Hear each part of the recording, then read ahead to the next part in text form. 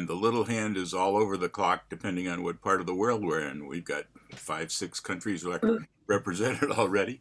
So without further ado, let's get started officially. Um, SSD, solid state drive, social square dancing is a big thing these days, but something has been going on for many years. I've tried it in my own way and it hasn't, I'm not the organizer, so it hasn't worked. And then I find that somebody started talking about multi-cycle system, and I unfortunately wasn't even aware of that.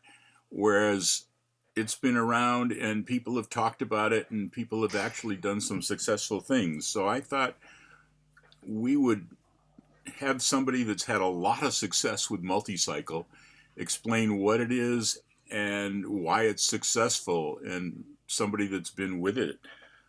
So I've got this guy that talking to us today who's presented to us once before. He's been calling since 1963. That was in the last century. Um, Unfortunately, we can say that about most of us. Very few started in this century. Um, he's been on member of Caller Lab since way back when. Which is when he and I met and have been friends ever since. He's been on the board of governors. He's been chairman of the board of governors. He's received the Caller Lab Milestone Award. He's done lots of recordings on Rhythm Records and a few other labels before that. And in his spare time, he's a dentist. Let's have a big hand for Mike Seastrom from California. All right. Mike, it's all yours. You got it. You got it. It's interesting. The struggle with dance programs has gone on for years and years, and I'm going to go back to about 1985 when we had a 25-week program in Color Lab, and a lot of us were excited just to maybe have a shorter learn to dance program because we had kind of bypassed the basic program as our entry program for many years. And so in so many areas in the United States, it was either you teach all the way to mainstream or you teach all the way to plus. And that had kind of morphed since the 60s. My first classes, we did 2 classes a year. It was the basic program from Sets in Order, and we added the extended basics that kind of added up to 75. But there was a lot of chaos before Color Lab, and so many dances. You never knew what the club was dancing as far as different calls that were being added by their particular caller. So Color Lab kind of squared that away. But the problem is that we had all these experimentals, and it was pretty amazing back then when the note services, there were actually a lot of caller note services. Bill Davis had one called New View, and in New View, there were no less than 10 to up to 40 new calls a month that came out in that caller note service. It was mind-boggling there, and calls were being written by dancers, being written by callers, being written by callers' wives. I mean, there was just tons of calls. So being able to kind of gear that down and control it and kind of define our programs was really a major accomplishment. But we still found that we had these programs where our new dancers had to learn an awful lot of calls in order to dance with their club. So the 25-week program in 1985 was that kind of effort on the part of Color Lab to gear down. But we have been, as an organization, almost evenly split since that time, and it barely failed. And when it failed, many of our members in Color Lab walked out, and ACA was formed about that time, and we've kind of struggled with our programs ever since. And it's always been a really tough nut for us in the plus destination areas, and Los Angeles and Southern California was that way, to teach the entire plus program in 1 year and to watch the number of dancers fall out of those classes as a result of just being overwhelmed by a lot of material. It's always fun the first 10 weeks and everybody's having a great time. But as you keep going and you go through the programs, uh, most of you know in the teaching process, there's a point where the dancers' eyes start to glaze over. You start to getting into the mainstream program where there's, box circulates and walk and dodges and, all the calls that kind of just start to run together for them. And in our area, we would start out with great classes, 50 or 60 people in that class. But by the time we finished the class, so many of them, a good percentage of them, would kind of slowly but surely, drift away. So there came the multi-cycle program. After this 25-week thing went down in the early 90s, there were areas that started teaching, particularly in the areas where the snowbirds were, Mission, Texas, Phoenix, Arizona, some of those areas. Those callers only had those dancers for a short period of time. So they were already teaching a modified program. But the multi-cycle basically was a way for people in mainstream areas and plus areas to start to teach classes and open classes and start classes more than once a year, because that had been a huge problem for us. Even, back in the 80s, we did one class a year. How many still in your areas just before the pandemic were teaching one class a year? Yeah, I mean, most of us were, and marketing people told us, in the late 80s when Color Lab had put some money into market research, they basically told us, you don't have a product. If you can only offer it once a year, you really don't have a product. And we started examining what we were offering and realized that if we open up our doors just once a year, that doesn't give a very big opportunity, and all the arguments that go along with that. So anyway, multi-cycle was a way of being able to start multiple times a year and to be able to not overwhelm the dancers and kind of help them move along at their pace. The program was started by a club in the Southern California area called the Valley Trailers. Vern Weiss was the original caller for that group. And at that time, they were doing 4 classes a year. Literally, they were starting every 12 to 13 weeks. And each night from 7 o'clock to 8:30, actually 7 o'clock to 8:15 and 8:15 to 9:30, there were 2 different classes. The newer class, the people who are brand new dancers that would start, say, in September, those guys ran from 8 o'clock or 7 o'clock to 8:15, and we called them phase 1. During that phase 1 in a plus destination area, we went all the way through the basic program and partly into the mainstream program. So we really tried to divide the calls in half somewhat, but the basic program could be taught in the first phase, and the mainstream, the rest of the mainstream and plus program in the second phase. When I got involved in it, Vern was moving out of town, and I really had a problem with trying to teach the basic program in 12 weeks or 13 weeks, and thought, listen, why don't we change this so we get 3 starts a year and we'll get 17 weeks. And if we get the 17 weeks, it's really an easy teach to get through the basic program. And then I could teach mainstream and plus in the second phase. So we literally did 3 starts a year. I started in 1976 with these guys, and we did 3 starts a year. The nicest part for me was we never had to tell anybody, why don't you start next year or come back next year, because they were overwhelmed or just having a hard time keeping up. And all the other things of having extra sessions for the dancers that were having difficulty. We did a lot of that too. But the bottom line was that we started in September, we started in January, and we started in May.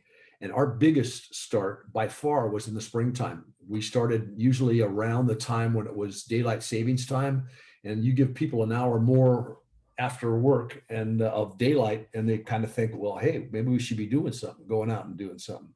So I did that program for 12 years for the Valley Trailers, and we had some great success. That club went from a struggling club to over 200 members, and we found that We started at about 4 years into the program, so that would put us around 2000. The club actually alternated tips at their dances. So the tips that we did at dances, what every other tip was for the new dancers.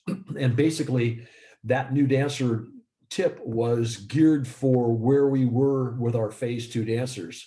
Now, again, those phase two dancers had been through the basic program and they had done a couple plus calls, but the caller format in the Southern California area, like it is in a lot of metropolitan areas, is a visiting caller format where clubs have a different caller every night. They may have one caller that teaches the class, and maybe calls one or two dances a year. But uh, the the bottom line is that that club has callers from all over the region that come in and call their regular club dances. So I would call the caller back in those days, or eventually we started emailing. And so I would email the callers the list of calls that our phase two group had done, and every other tip was for them. It was interesting because we were lucky enough to have a hall that had a foyer where you entered in and all the food was out in the foyer. And it was a very big area. And so dancers in between the tips would go out of the foyer and snack and talk. And it became a real social area. So if you sat out a tip as a new dancer, it really wasn't a huge impact. But we kept the dance going. I mean, this club had 2 rounds, a plus tip, a new dancer tip. And so after 17 weeks, those dancers became part of our club and part of our club dancing. The various social activities that the club did that were beside dancing, the theater nights, the picnics, campouts, stuff like that, that stuff was done. And our new dancers were invited right away. So the key with multi-cycle is it's 2 classes in a night.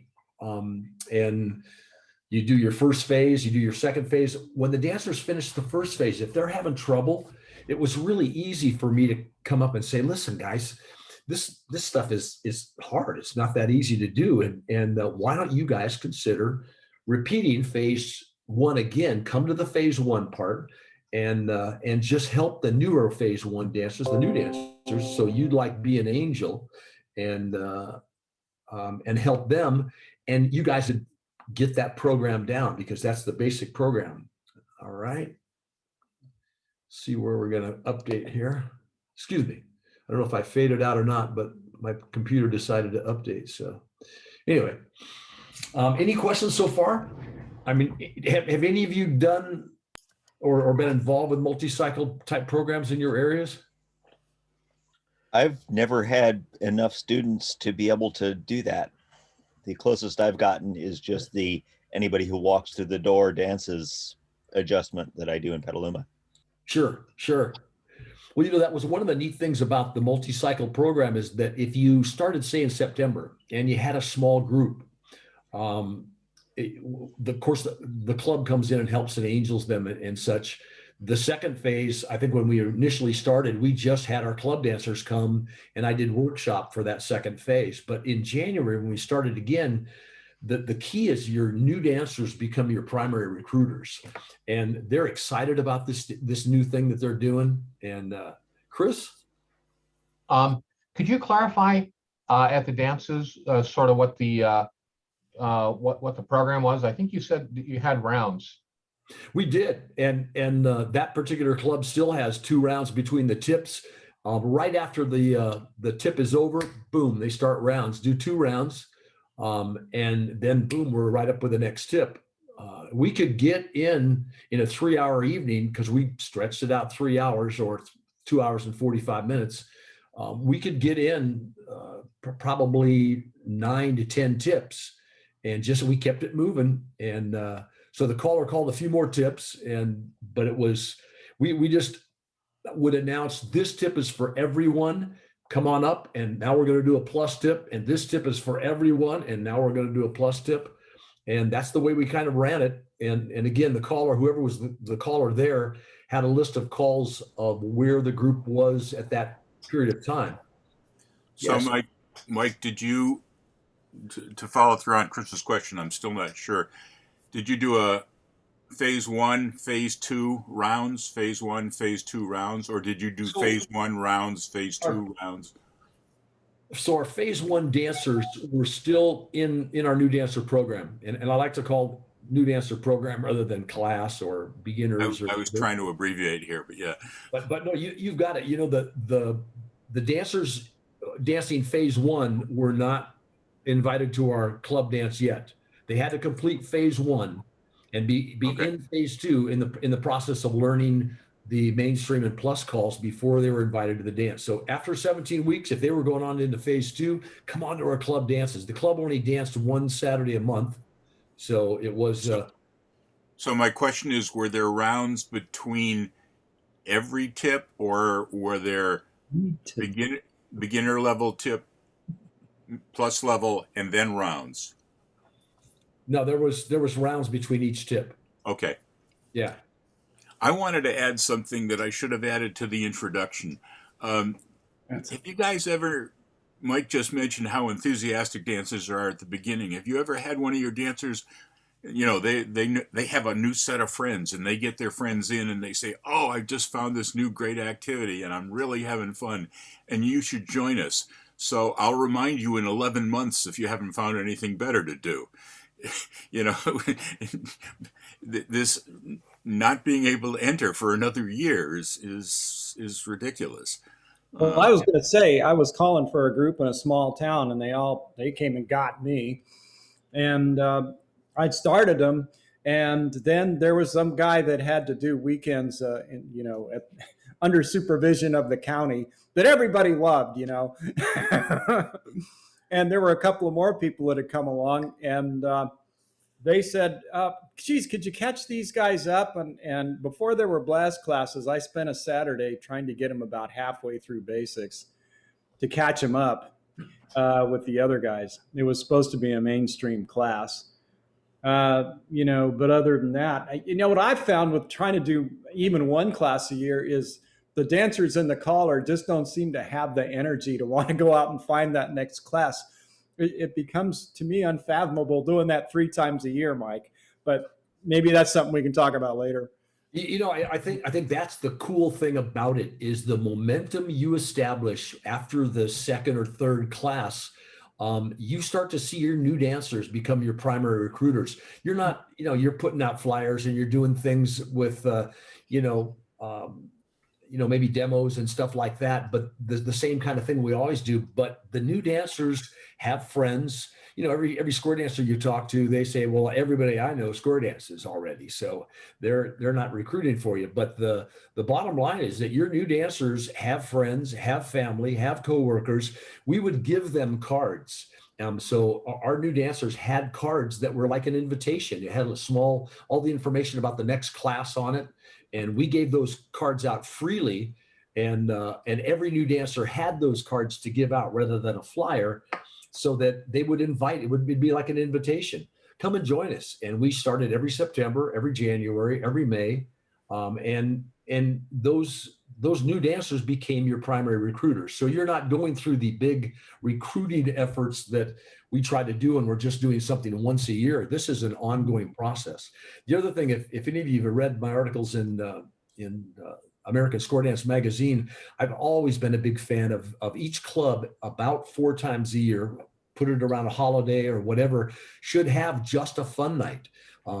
You could make it a fundraiser for the Kiwanis or the Arthritis Foundation, but have a fun night where it is only a one-night party and all your club members invite their friends and coworkers, and particularly if it's a fundraiser, it's an easier thing to do. But the bottom line is that it was at those times, the clubs that were doing that would bring in these dancers, and then they had a list of dancers called friends of whatever your club name is. And when you have that list of people who have socialized with you before at these events, you've got a list of people that, hey, they know you guys. They're easy to invite to your next start to your new dancer program. So I strongly recommend having those fun nights with your club. And your club doesn't have to have club tips during this. They can, but it kind of turns into we're showing off sort of thing. But just dance a one-night party you can do line dancing, you can do, contours, you can do any kind of thing you want, any kind of fun circular dances, whatever, or just square dancing, and a potluck and a raffle, or wear a crazy t-shirt or whatever it be. It gives you that list of people, because you got to sign in when you come in, because it's an insurance thing in case anybody stubs their toe or something. But you got names and email addresses and information on people, and that becomes your recruiting list as well. So I'm a Yeah, big we fan. have those, but yeah, again, once a year. So I think maybe we were thinking too small. Yeah. Yeah, it's an ongoing process. And if you open up the doors of your club, the club I'm calling for right now, and I've been doing just once a year for those guys until now. We're going to start out and do 3 classes a year now. But once a year, these guys would go out and just go crazy. But during the year, we ran fundraisers. We did demos for different clubs. If there was a fundraiser at the local, Kiwanis group or the some other service group, and we became part of them. We did Girl Scout things, father-daughter things for Girl Scouts. So our club is the notoriety in the community. Hey, those guys dance over there. Yeah, we know those guys. And you become a bigger force in your community, and more people know about you. It makes a big difference. So those kind of activities you can get involved in the community make a big difference. Anybody else have a club that does those kind of things? Mel? Don't have the club anymore, but when I was in Canada and also in Europe, we did a split night where you had your basics and your main. It was all the dancing was on the same night. Most of the club nights were about 3.5 to 4 hours long, so we were really, really lucky on that. But one of the things that happened is each one of the clubs, there's 3 of them in Canada and the one I had in Germany, decided they didn't like the fact that you had your new dancers at the beginning and you had your mainstream dancers, and they were all mainstream clubs at the end. They wanted everybody there together, and we did a tip for tip format. So we opened up, of course, in a Sicilian circle, everybody was there. And then we started with the new dancers and the mainstream, new dancers, mainstream, new dancers, mainstream. And by towards the end, it was one club and we were ready to bring the second, and that was a club decision. That's just the way they wanted it, because it was a much more social group that way. And you're absolutely correct about your new dancers are your greatest recruiters. That has always been and still is what I have found to be the biggest truth in square dancing that everybody wants to shy away from. Experienced dancers and dancers at the plus and higher, they don't recruit dancers. They never have to any great degree. It's always the new dancers that will bring in, and that's where your feet on the ground come from. Yeah, I totally agree. It really opens up the doors. And that's one of the things that I'm excited about with SSD, is because we are now having an opportunity to start our new dancer program more than once a year. And if we can get where we open up our doors multiple times a year, use our new dancers as our primary recruiters, and because word of mouth and invitation with one person to another has always been the most successful method of bringing people in. We've got a chance to really grow, and I'm excited about that. So I know I had mentioned that Wade Driver had started an SSD group and is going to start another group. Wade, you want to tell them kind of what your program's about? Got to unmute you here. I suppose. How's that? Is that working? That's working. Yeah, we started, let's see, we're in week 8 coming up this next Tuesday. And we run our standard 12 weeks, but in the middle of week 7, we had a halfway dance. And we're doing the SSD, and it's working out quite well. From my personal point of view, the most successful part of that program is the fact that against 90% of the callers' wishes, it is standard position only. And it's very difficult sometimes to hold the horses back, because you think, well, I could do this and I could do this. But just because you can doesn't mean you should. And that's simple as that. And it's very tough when the caller's thinking, well, I could do this move, I could do this move. And I had back surgery last week, so I had to have my apprentice caller at the club fill in for me. And so I talked to him the next day and I said, how did it go? He said, I did swing through and did the waves and we did the hands neutral. He said, then I taught him left swing through. I said, time out. You did what? He said, I taught him left swing through. I said, why? He said, well, why not? I said, because that is not standard position. He said, but they might see it. I said, so what? And that 1 or 2 or 3 minutes you took teaching left swing through, they'll get it down the road. Right now, let's concentrate on something else. Let's concentrate on succeeding and dancing standard. Then once they get out, we'll teach them all the whoopee-doo stuff that's in the back of our minds. But when you've been called as long as some of us here have, you get these things, well, I could do this and I could do that, but doesn't mean you should. Now, this is only my opinion and my opinion only, but it's working for us. Then what we're going to do when we graduate at the end of 13 weeks, we're going to dance another 13. But the first 4 weeks of that 13, we're going to teach the 8 missing calls from mainstream. All right, because my club is a mainstream club. They want to continue being a mainstream club. They have no desire to be a plus club. They have no desire to be an SSD club. They want to be a mainstream club. And so we're going to teach that next 8 moves over hopefully the next 4 weeks, maybe 5, depending on how long it takes to teach them. But by the end of the 13 weeks, 26 weeks total, my club is going to be dancing mainstream. And then we're going to start over. But we're going to have those new dancers go out and be the recruiters, just like you said a minute ago, because that's the best way to do it. And then we'll start again. So we'll have 2 sets of lessons a year, and I think it's going to work. We started off with, of course, COVID has affected us, but we've had the little club. We had like 2 squares of members show up and 3.5 squares of visitors show up. But what we're doing, which I've never done before, we are not differentiating between class and class and visitors. If you're a visitor, I don't care if you're brand new or if you're coming to unrust your hinges or whatever it might be. All right. Everybody pays the same thing at the door, and you dance. And the first half of the dance is teaching class time.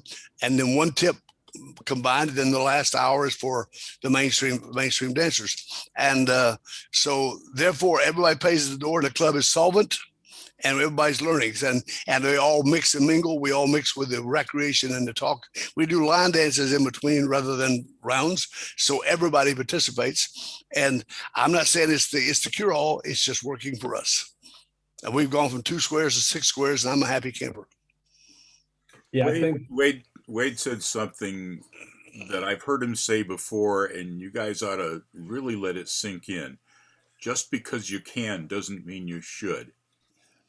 I've heard Wade post that and say it before, and it's not only in teaching new stuff, but the whole thing. It's a really good thing. Mike, I interrupted. I'm sorry, and then Chris. not at all. I think that's a great point. I totally agree with that, and I think sometimes, I think that should be in the back of all of our minds as we teach and we call. Chris, Could you say again about the visitors? What's that? Well, we found that our club is very, very small. It almost folded 2 years ago when the other caller had to leave town. They asked me to take it over. We had a grand total of 5 couples at that time, and it's grown. So we're running our 2 squares or our 3 squares of members are there, but we're getting, because of the allowing them to dance and not really blowing them out of the water. We had, I think last week we had 3 squares of members. We had 3.5 squares of visitors. And What do the visitors know? What level are they? They're going to dance our level if they come to our club. And they know ahead of time, we're going to dance after the class is over. We're going to dance mainstream. During the classes, if you participate, my house, my rules. But they're generally not class members someplace else. They're mainstream dancers someplace else. Yes and no. Okay. Yes and no. For example, I had some people came this last week, a week and a half ago. Some were in Bob Barr's class on Monday. Some of them were in Tim Flo's class on Thursday, and some were with another class on Tuesday. They chose to come and get a second class or a second exposure to the same thing. We've got right now 4 callers teaching SSD. We're all at the same point. And so most of the dancers in those classes are at the same level of learning at this particular time. And it helps. Since you're and you're not the only one, since you're going on to mainstream and you're going to be teaching, you're going to have a little session, an extra session at the end for getting them back up to the rest of the way up to mainstream. Actually, not. Let me stop there. Actually, I'm not, because I don't want to have teach. Sooner or later, they got to dance. Now, my personal program on a dance is the fourth tip of every dance I've ever called for the last 50 years. I do some kind of a workshop. I'm not going to stop them, but I'm going to do some kind of workshop in order to increase their dancing ability. I may workshop slide through. I'll do whatever it might be to help them dance better. I'm going to do the same thing, but in this case, I'm going to introduce those missing 8 figures of mainstream, but it'll be in a dancing mode rather than a stop and teach mode. I'm sorry. So I'm just trying to get the picture here. So they do the SSD, and then and while they're in the process of doing that, there's only one night, and it's a combined night of teaching and dancing. The second hour is the dance level, and the first hour is the teaching part, and at the end of the SSD teach, you just what do? You downgrade the mainstream portion of the dance to? I do one tip combined with the class and the club. Then the class basically goes home, or they're welcome to sit and socialize and participate in the line dancing, whatever. And about half do, and about half go home. And well, I mean, after they've done the entire SSD program. Oh yes. Then how does the evening go? The rest of the evening is I'm going to dance mainstream. I mean, I'm going to dance SSD level starting right away. But on tip 4, the first night, I'm going to introduce, for example, walk and dodge. All right, because it's not on this. And so during that full tip, I'm going to introduce walk and dodge. So from that point on, that's in our level. Our mainstream dancers will continue to dance at that level, or the level that is acquired by introducing those figures. So after 4 weeks, everybody's mainstream. Okay, so when the SSD guys have run through the whole program, then you basically drop the club back down to their level, and then you build it up to mainstream. Yes, sir. Yes, sir. Yeah, gotcha. And we did it with a club meeting, and I said, understand, this is not going to function without your 100% agreement and cooperation. And we've had marvelous cooperation, and it's working like a charm. I only have one question, and that is, you're not the only one who's using the SSD program as essentially a teaching order, and why SSD instead of like a CTM or something else? This is the first time they've introduced one that has standard position only. That's from my point of view. Go ahead, Ron. And key is that now SSD is an official call of that program. And if you haven't already heard or hasn't already been mentioned, and we have an opportunity here coming back from this pandemic like we have never had in all of our history in square dancing. I don't think we've had a major impact like this on square dancing since World War II. So we have the opportunity now to do multiple starts. Now in Houston, that's the way they're doing it. And multi-cycle is kind of a form of that, except that you have 2 classes on the same evening. Now in Wade's case, he's got his class and his club on the same evening. I'll have the same situation with my club. And my club's a pretty strong plus club with advanced dancers, but we're going to make our dances when we get SSD dancers and enough of them coming through our program, our club dances will be SSD. Now, will they have a plus tip or have a plus section at the end? Possible, because our leadership in our clubs is they're all plus dancers. But our hope is we can build a solid program with just people dancing SSD and no push to go onto a plus, because that's a huge leap to go onto the plus program. And so I think that we're looking forward to kind of moving from multi-cycle where we had to teach all the way to plus.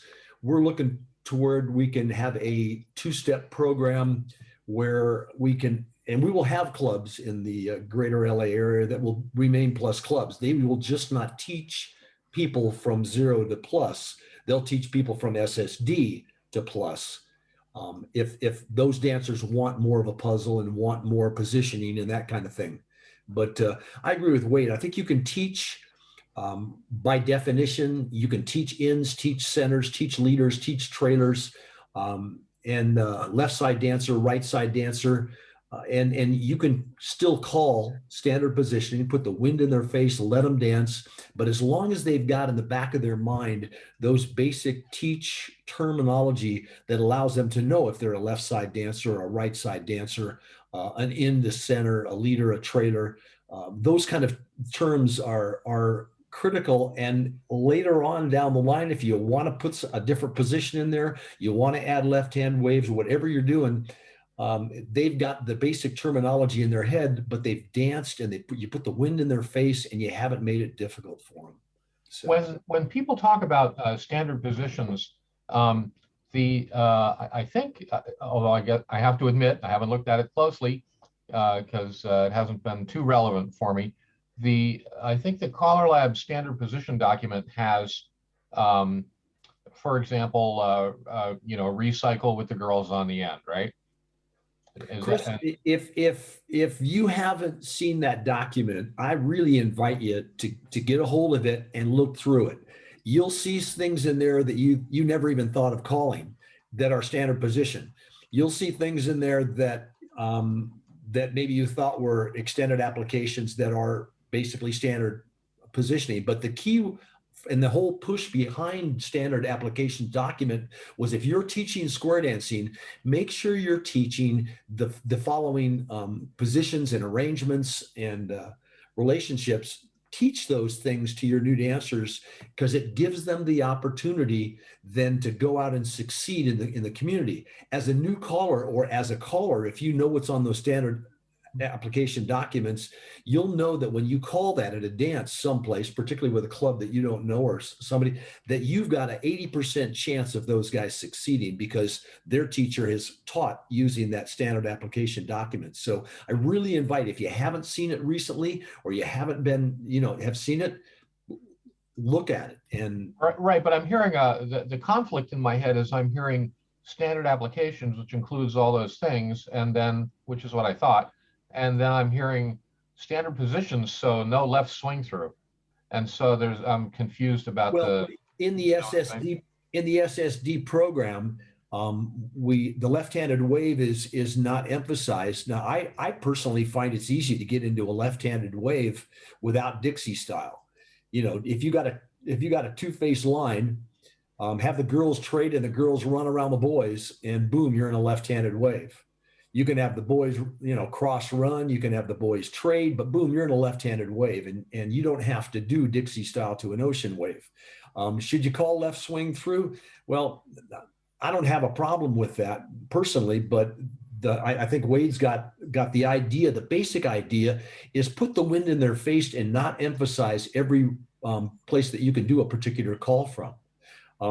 Clark's document on in definitions is a phenomenal document, and he has just some great information in those definitions that give you some history, give you some other applications. But and there's been a tremendous amount of work on the definitions with Clark and Michael and his committee for years and years. So, but still, I think it's really important, if you're teaching, become really familiar with that standard application document. Well, I normally try to teach them to be able to do the calls from all the positions, but and then when I go and call at random dances, I'm pretty much aware of what the people in the area will do, and of course you can figure it out. It doesn't take much to figure out what they can do when you get there. But what I'm trying to get a handle on is, what kind of applications and positions are people really going to be doing at SSD? Because I was imagining it to be really pared down, either, normal or sashayed couples. And for example, obvious things like right and left through is just going to be from a normal couple. But it'd be okay to have get them sashayed sometimes, but I would never do any, all boys or, all girls or anything like that. Like, would people do a same-sex partner trade, from lines facing out or something? Those kind of things that are, you could, they're standard, but I'm envisioning a much simpler a much simpler subset of choreography that, more amenable to people who are only doing a fast teach, and if they're going to go, and to a destination level where it's going to be very simplified. Chris, go ahead, Don. I've always felt that when you teach something, teach it with a definition that you can expand later, but just show them the standard version now. Get them dancing with this, and then at the dances, like Wade's fourth tip or workshop tip or something, you say, hey guys, we've been doing this, but you can also do it from here. Same rules. But look at it. This is an interesting way to look at it, and you can throw in your extended stuff, teaching them that way. But start out by, don't teach them. I know guys that say, well, I teach square through with four guys in the middle, so they get out of the courtesy turn. Yeah, but you never use it that way, and at the very beginning. So why waste their time thinking about that? Yeah, I guess really what I'm asking is if somebody says we're having an SSD club, come call our Saturday dance, we're SSD. Just what should I be attempting with those guys, and what would be sort of inappropriately pushing them? You know what I'm saying? You'll know immediately, Chris, when you call something that they can't do, you'll know immediately that you've overstepped your bounds, and we've all done that. Well, sure. I mean, that's all dances, but I have a long, many decades of feel and experience to go by for mainstream plus and so on. But SSD, I'm not so sure. It's the same thing with SSD. Exactly the same thing. As a caller, that there's things you can call, and 80% of your floor is going to get through it because of the way you call it, the way you present it, and the positions that you're calling. And it's the exact same thing at SSD. You always start out with that standard arrangement that you're sussing your group, you're calling for them. And as you delve into what might be a more extension of something, you can easily pre-cue it ahead of time. And you could using that terminology that we all use when we're doing something different but not difficult, we can get our floor to succeed. So it's exactly the same thing as you've been used to calling for years, except we have a decreased number of calls in our vocabulary. And there's a tremendous amount we can do with that and still have the floor succeed. So it's no different than you've been doing for years and years. Can I throw something out here just a second? Yep. I think rather than dealing in figures, all right, let's deal in philosophy. That's the difference. Everybody knows there are thousands and thousands and thousands of ways to do these different calls. But I remember years ago when he was alive, Flippo told me 40, 50 years ago, when he calls a dance, you've got percentages. You have a 70-70 dance, an 80-80 dance, an 80-90 dance, a 96. That's because 60% of the dancers get through 60% of the material. Why don't in SSD, I'm shooting for a 100-100 dance. I want 100% of the people to do 100% success. And whatever I got to do to make that happen, all right, regardless. Now, because if they come to my dance and I do, all right, like I said, I do an OSHA two-face line, girls straight, girls run, and make a left-hand wave, and they've never seen one, I'm going to have a failure. I don't want a failure. I want 100% success for this group. That's from my philosophy. That's what I'm doing this thing. Once they graduate, then I'll start adding the stuff on. We all know, particularly if we've been calling. I mean, I got to dare say Clark Baker's got 7,332 ways of doing one figure. All right. But he's also smart enough not to do it. That's the difference. Okay. And we're talking about figures. We're talking about philosophy and wisdom. Let 100% of your dancers win 100% of the time, and then go from there. That's just my opinion. Well, that's great for people like us because we know all the tricks and techniques and all that to get people. I mean, I can get people through anything, but what in theory, what kind of guidelines is somebody who is maybe not as adept at doing that sort of thing? What would they? What are the? I'm a little unclear on what are the most reasonable expectations of somebody who's graduated SSD. I think I want to come back to what Mike was saying before about the standard applications thing. I want to give you a little background on that. Many years ago, decades ago, Jim Mayo was just starting out calling A1. He'd been just calling mainstream and plus for the longest time. And so he studied the calls and he figured out some choreography to do with them. And then he called an A1 dance and people had all sorts of troubles. And he called me and he said, there must be some standard formations that people, even though they're advanced dancers, they don't dance all positions. What's this, if I call cast a shadow, where do I have to have them? How am I supposed to know it's a left-handed two-phase line with ladies on the end?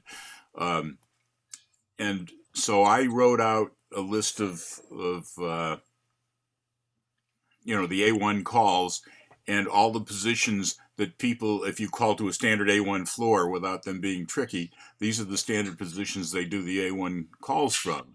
And he started using that, and geez, that worked. That's great. He says, we ought to have something like that for mainstream callers too.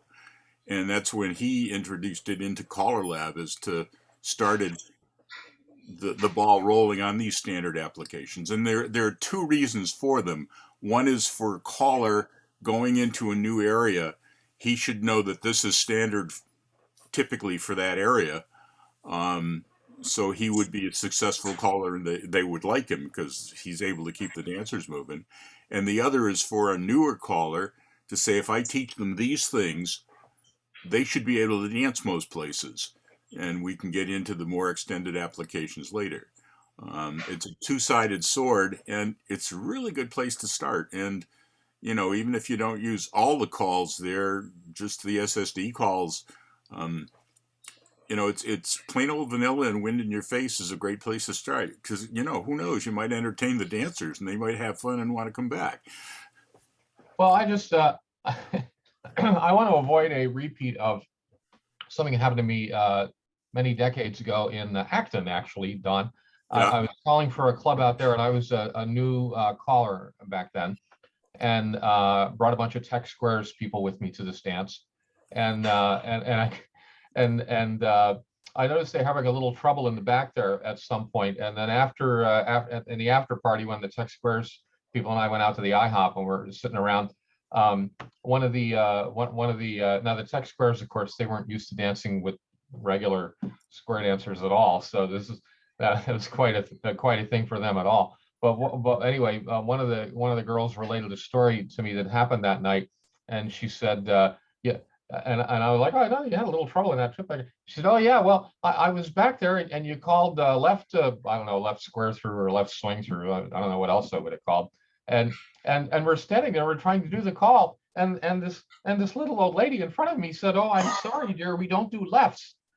Acton's, and so now I'm hearing standard applications, which includes left swing through, except not left swing through. And so, I mean, like I said, now I can get people through anything, but I'm just kind of curious, what's it really supposed to be? It kind of sounds like a free-for-all, really. You need to make a clarification on what, sorry to jump in, but you need to make a clarification on exactly what is standard application. And it is a lot more than just how this is regularly called. If you go to dances, what Wade is saying, and I think what Mike was alluding to earlier, is most callers over the years will call what is considered standard or common use application of movements. Left swing through can be a common use of a movement in an area, but it's not all that common. If you look at the standard application documents, it says the most common start is girls on the end, and it hints that the caller has to indicate to the dancer sometimes that the ladies have to trade.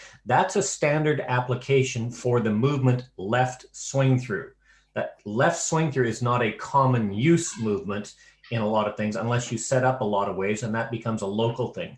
But the standard application documents are written as the standard application for that movement. So left swing through is a movement. What is the standard application for a left swing through? That's a left hand ocean wave, girls on the end of the left hand wave. That's the standard application. That's not the normal common use depending on your area. And there is a difference between those two, standard application and common usage. And that's where the difference is defined. In most cases, like it becomes common sense.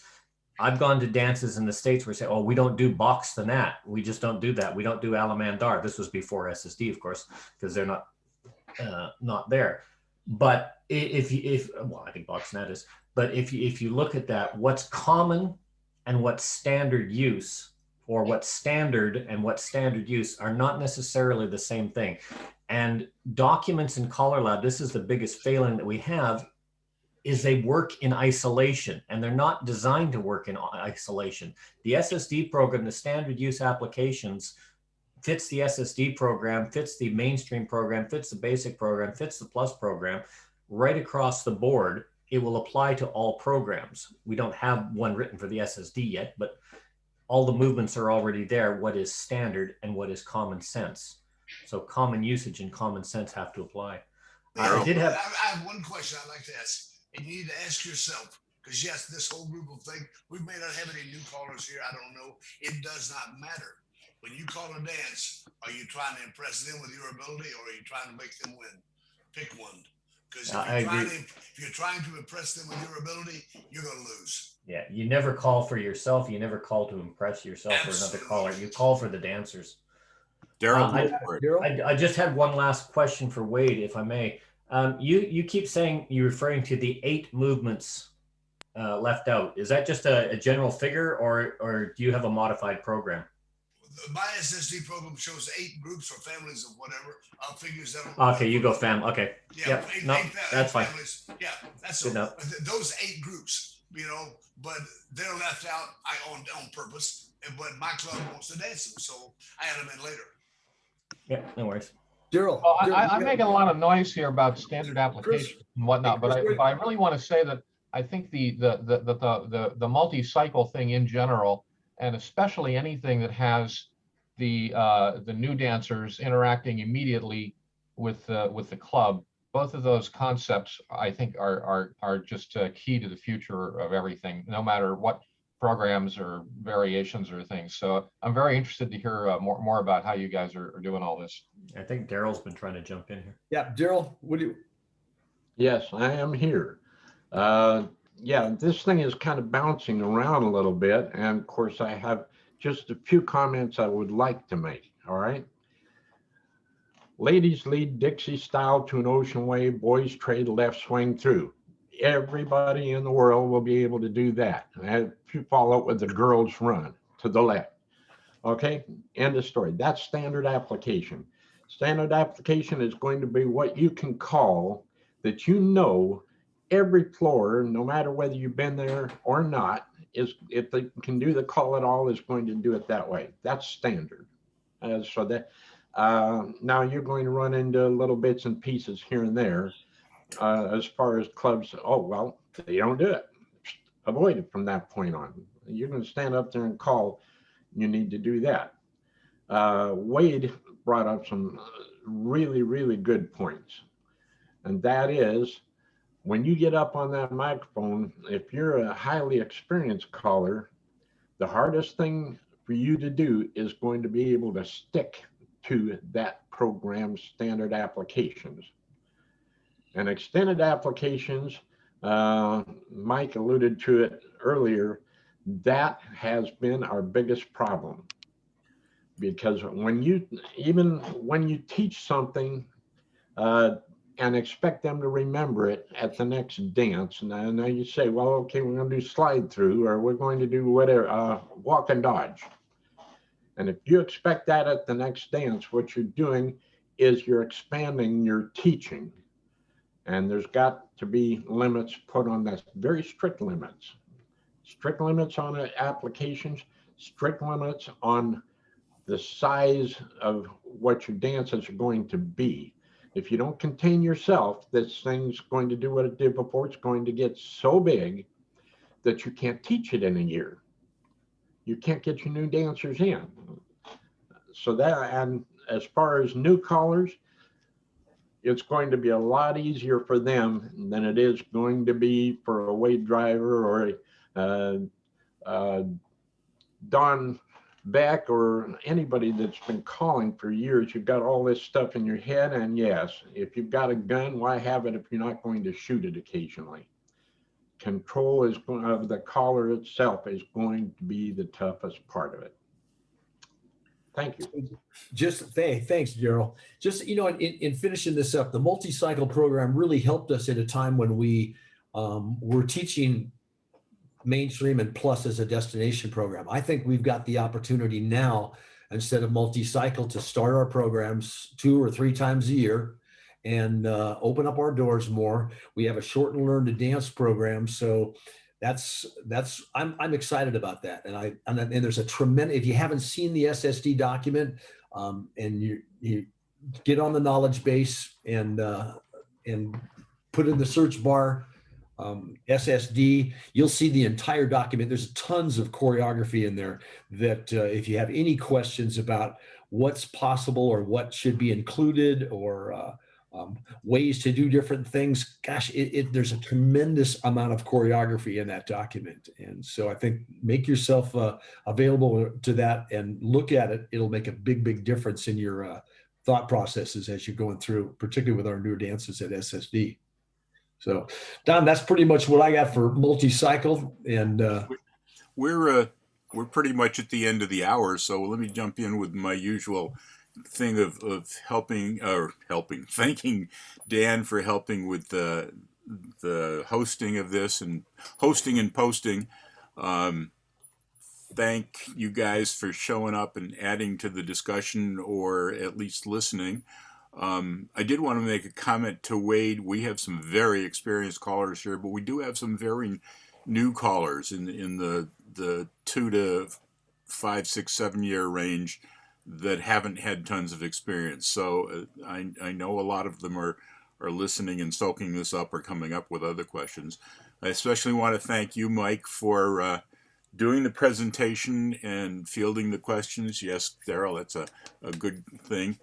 And as usual, if you guys have to leave, don't feel like you're offending anybody by bowing out. But if you want to hang around for more conversations and more of a freewheeling conversation, although this was freewheeling, which was always fun because it heads you in the direction people are interested, please hang around. So one more round of applause for Mike, and let the fun begin. Any other comments as a starter here? Can I make a comment, please? Go ahead, Helen, of course. Okay. I'm one of the very new callers, and so much of what you're talking about is not something I can actually do at the moment. But my thoughts are, if you have SSD and you only learn 50 calls and you're only doing them from standard positions, how can you expect people to want to dance this year after year if they don't suddenly realize they're doing it from another position, or they're doing something that feels different from last year? Surely everyone, even if you're only learning 50 calls, wants to get more experience, do different things, feel that they're learning something, although they still have the 50 calls. So I think I've got a great answer on that one. We for years have thought that every dancer wants to learn more and wants to go on and wants to, involve themselves in more of the puzzle of our dance. When in fact, that's probably not accurate. There may be, 40% or even less that want to really go on. Some are happy with the social part. And that's the other thing going forward is we've had a year without social connections. And now all of a sudden we've got the opportunity. And if we emphasize that, we can have clubs that are not only about the choreography and the difficulty that we as callers enjoy in this puzzle part of our activity, but we'll have people that just want to get the wind in their face, dance to music, dance something they know. And if you know the material, you can move through the programs and keep things, or move through that material and keep things going and have fun at it. without having the puzzle. So if we can create clubs where that's actually available, where they don't have to learn and go on, let's do that. Let's emphasize the social connections in our activity, because many of us, that's why we come back year after year after year. We love the social connections that have been part of this activity for years. If they do enjoy the puzzle, by all means, let's give them an opportunity to go from SSD to plus. My feeling, though, is if you go from SSD to plus, is it be ready for more of the puzzle. You're entering an area. We used to think of that as more in advance, but I think in the future of square dancing, the puzzle is going to be at plus. And some of the DVD plus that is being done around the country before the pandemic had gotten to just amazing proportions. We even had challenge dancers dancing in the plus DVD hall because they just enjoyed that puzzle part of calls they don't normally get to experience. So the puzzle will be here, but SSD and new dancers just put the wind in their face, sing those singing calls, have a great time, entertain them, tell jokes, help them interact with things, and emphasize the social part of it. And let's make that our base. Go ahead, Daryl. Absolutely right, Mike. But you're in a plus area. I'm in a mainstream area. And of all the things that we've had through the years that added to the problem, mainstream quarterlies was one of them. Because without those mainstream quarterlies, you wouldn't have had the plus level developed to begin with. The good thing about the mainstream quarterlies was the idea that it leveled the floor and gave the dancers exactly what you're looking for. The mistake was keeping those movements after that quarterly was over. And my favorite phrase, we're talking with the Oregon State callers as a group with the idea that we need to do something with that tip, as Wade described, in the middle of the dance, teach them something that's different, and then use it through that dance. But my favorite new phrase is taught and forgot. Learn and forget. Well, it's interesting, Daryl. Mine rhymed. Taught and forgot. I taught it. I gave them to not do it again. I'm not going to call it again. I forgot it. So the next dance, it's going to be something totally different.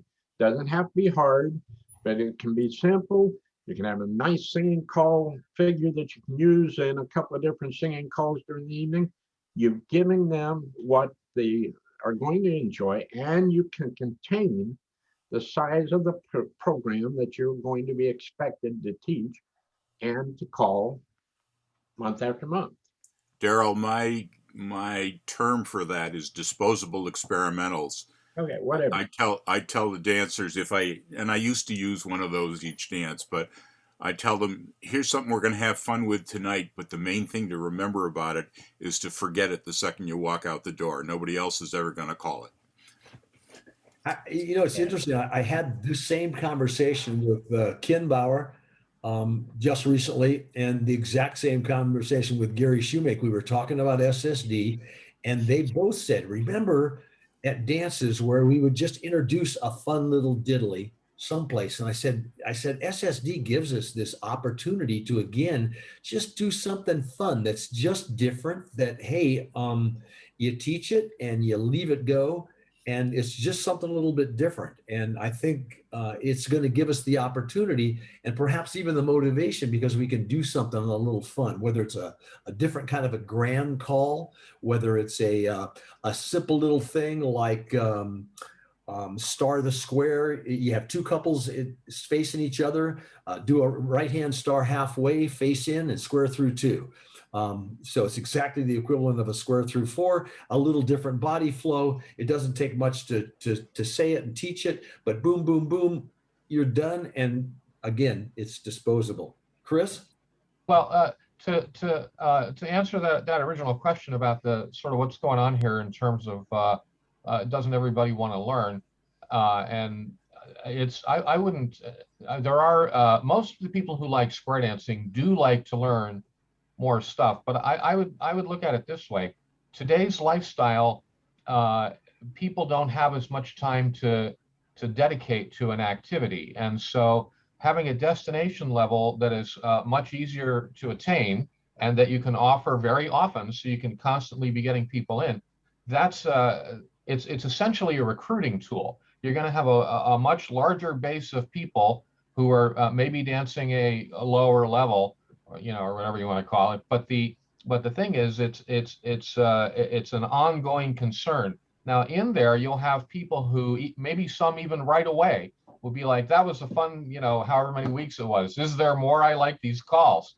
And so you can have opportunities for them to move on, but you need to have a stable place where you can be drawing in those large crowds and keeping them. And then the people who have the inclination and the time and the wherewithal in today's crazy world to make a bigger commitment and to want to go on, then they can go on. So we're not taking away from that, and the percentage of people who like to go on is probably not going to change, although maybe the situation can be a little more relaxed for those who don't want to.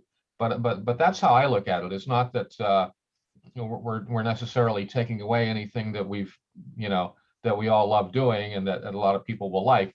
But you have to have, you know, but it's a pyramid structure, right? And you know, there's only going to be a few people that, you know, wind up doing C4, and you know, so you have to have you know, a big base at the bottom to support that. And so these cyclic fast programs at a much more attainable level without a big commitment are the key to doing that. That's what I think this stuff is all about. I want to see if I can get back to Helen's original question and answer it, although I want to throw in one snide comment to Chris. Chris, when that person says, isn't there something, another call we can learn? You could just tell them, you know, pick a number from 1 to 1,000 and I'll teach it to you. Anyway, so Helen, as far as providing variety and as far as, you know, the main thing is we want to keep them entertained. And if variety is one of the ways you entertain them and you don't want to make your choreography either more calls or more difficult, snow them with singing calls is what I always say. You know, you can do a variety in the type of singing calls you use and in the type of mood you set with the singing calls, and they don't have to learn anything new. They can do them, but it's variety for them, and it's part of the entertainment thing. And as the words I used to use are snow them with singing calls, but you know what I'm talking about. Mike looks like he's nodding yes a lot. I think, Don, not only is it singing calls with a different variety of the type of singing call, but it's also the variety of music we have. We have a tremendous variety. We have 28 different dance labels and all different bands and stuff. And so use that different music to provide variety for yourself and for your dancers. Mel? Yeah, just going back, we had Jerry on the other session quite a while back talking about the SSD program, what it is, what it isn't. And you had mentioned that it is an official program on the list. One of the things that is really specific in the wording, it's an alternate entry to a final destination. And that's what is described as the SSD. And I'm always amazed at this argument with callers that we have, who says, well, what about all this, or what about all of that? And there's so much missing out of it. And that's what prompted us to go back and look at a lot of the videos of festivals and callings and dances that were up there. And what we found is, with rare exceptions, there was cloverleaf, Dixie style, spin the top, and walk and dodge. Other than those 4 movements, almost every dance that we saw, the Rivco festivals, the things that were at the mainstream level, was SSD program, with the exception of those 4 movements. And it was all standard position. It was all, and that's what callers have been calling for the last 15, 20 years with this great divide. And that's exactly what it was. It was a Grand Canyon, Great Divide, whatever you want to call it. You had callers that were calling for the callers and impressing, callers that were calling for the advanced challenge group that want to dance mainstream and basic, but they want to dance advanced and challenge using basic movements. And then you got the people who just want to get together and socially dance, that are being run through this escalator and quit. This is an opportunity to bring these programs not bring these programs, but to bring these dancers back together to bring square. I don't know what it's going to evolve into. SSD might not be the final juncture. It is at the moment a program, and that's what it is another program. It's not a stepping stone. A lot of people are going to use it as a stepping stone, and they refuse to look at it any different because they don't want to change. That's just the reality of life. But we do have an opportunity, and it's up to us to use it for the sake of the dancers. Yeah. Helen, did we answer your question? Yes, I think partially, but I'm not quite sure I agree. Here in Sweden, we teach basic 52 calls or whatever it is. 1 year it takes to do a basic class in Sweden. And so this means that we always at a class night, we have at least 2 levels, one before the coffee and one after the coffee, which means that the newer dancers are learning the basic. They can see that there's more. They stop to listen or look at the mainstream or plus or A1 or whatever it is that goes on after the coffee. So they're curious. And I agree that there are some dancers that will be just, waiting to be able to go up further. And there are dancers that just, enjoy the actual dancing and think that basic is quite a challenge enough. And they're not willing to invest a lot of time in studying calls. They want to learn by dancing. They say that I can dance it into my body, and that's one way of doing it, but you're never going to dance very high levels if you're not willing to read definitions. So I'm just, we are not, at least my club is not aiming at starting SSD, but we are aiming at the multiple starts, having shorter courses. We're going to try that this autumn if we're allowed to dance. And we're actually going to do it in 7 weeks periods. We're going to try to start every 7 weeks to see if we can get more dancers and to give the people that are finding it a challenge to be able to say, well, hey, why don't you just take the first part again? And, without having to tell them, well, we're not sure that square dance is your thing. And you remember, this is, while it is actually taking a whole year to teach them basic, but we, of course, we teach half sachets and we teach boy, boy, girl, girl, we teach everything. Right. So it's a different approach, but I think, yes, you've answered the question.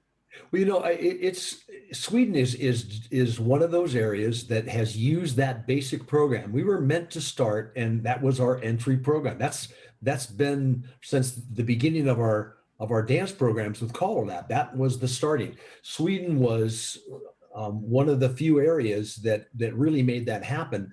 Also, other areas in Europe, that kind of thing.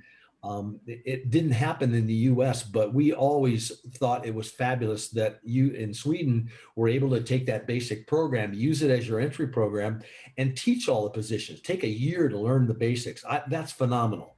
And having called there, there's things that our plus advantage dancers can't do that your basic dancers can do because you've done all position in so many different positions from the very start. So, and as Ken Ratucci said at the last, as our chairman at the last Color Lab virtual convention, he said, in the areas where the basic program works, go for it. You guys are making it work. And particularly if your programs are growing, then continue to do that same thing. If you're starting every 7 weeks though, curious, that it seems like almost a natural for a multi-cycle thing, having 2 different groups on the same night. Is that what the intention is?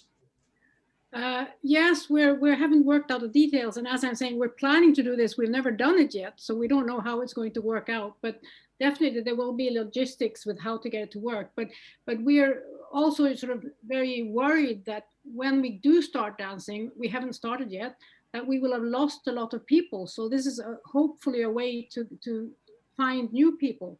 And just before I finish, I must say, you seem to lose people because it's too fast and it's going too fast for them. We tend sometimes to lose people because it's just going too slow.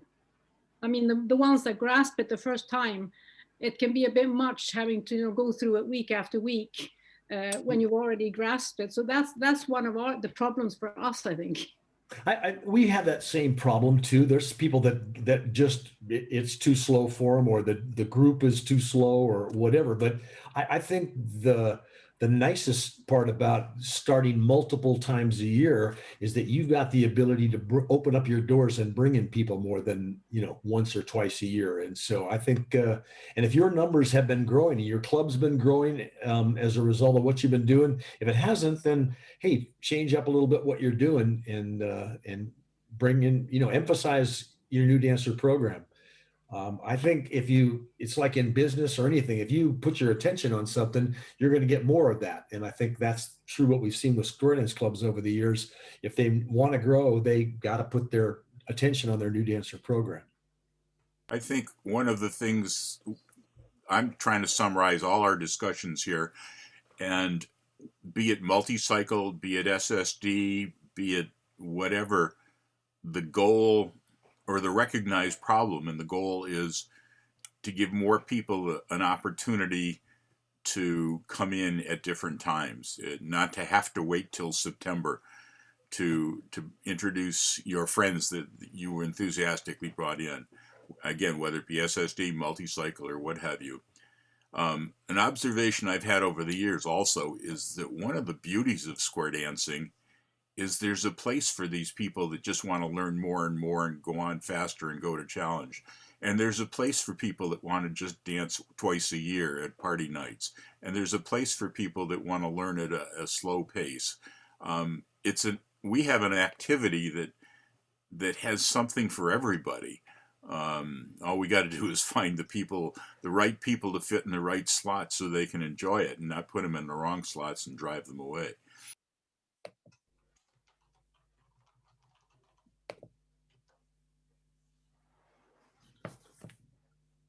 Is it just my computer? Did it just go silent in here? It did. Just say something. Oh, I said, Clark, go ahead, but I found myself unmuting myself. And Mike, your background is nice, but we can hardly see you through it. There we go. Clark, speak to us. The limit to what Mike's doing would be a dance format where every night new people are welcome. And that could be exactly like what the contra dance scene in New England is like, where you can always bring someone new to the dance. Or it could even be a more square dance focused thing where each dance is like a one-time party dance, except because you have a cadre of people who keep coming back, you can go a little faster through the program, and you might, be able to do a little more, and maybe the newer people leave by the middle or end of the dance, and you have a couple of more advanced dances or tips at the end.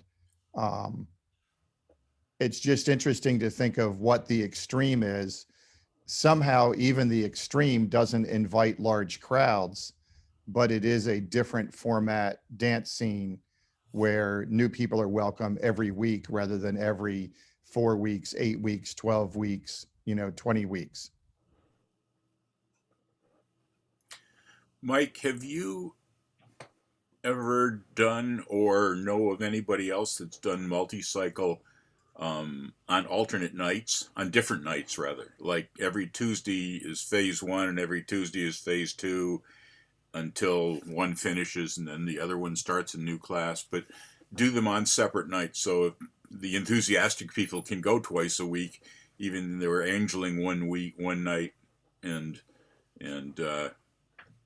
learning the next night or vice versa, but just so that each learning phase can do a completely separate, have the whole night to themselves for learning and not have to sit through the other people dancing. I know that there are areas like in Colorado Springs, Jeff Palmer, Bear Miller. I know those guys have done where they've done classes where there was 2 nights in the same week, maybe Tuesday, Thursday. And so twice a week they would dance. And but I'm not aware of and also they were doing multi-cycle program or method of teaching new dancers in the Denver area as well. And with mainstream being the destination and making that work as well. But to my knowledge, your question about multi-cycle, it's been run in so many different ways, but I'm not sure that that's one of them.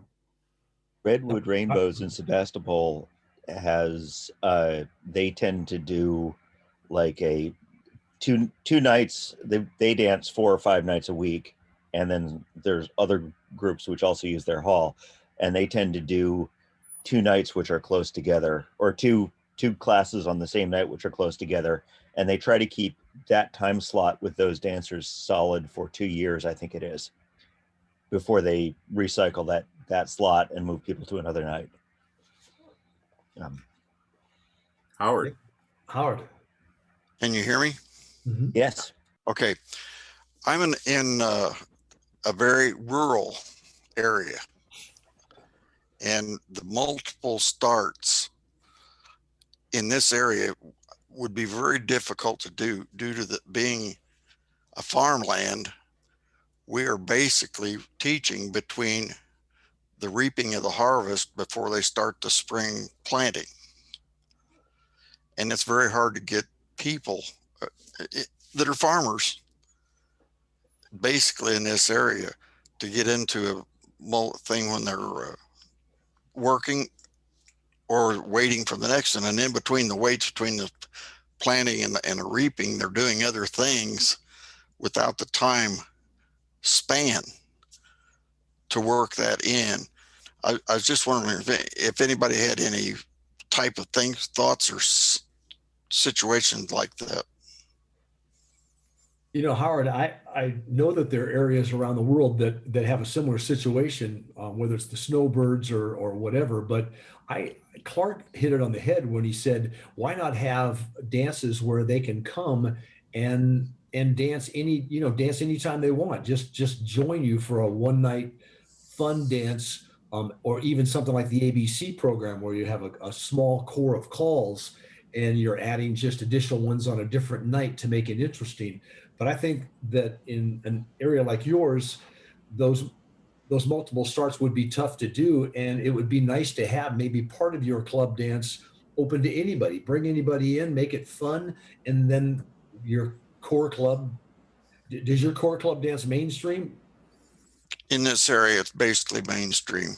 So if you had there's only one plus club from where I am. Anything else farther than that would be 2 hours away before you hit plus again. Sure. So I think makes sense to have those open dance nights where they can invite anybody in and gear it toward the group that's there. There are groups even right now, pre-pandemic. But that if somebody new came in, boy, you just introduce those and that's what you called for those guys to a certain point, and then afterwards the club would dance. So I think you have to work it in such a way that it works for you in your area with your population. Thank you.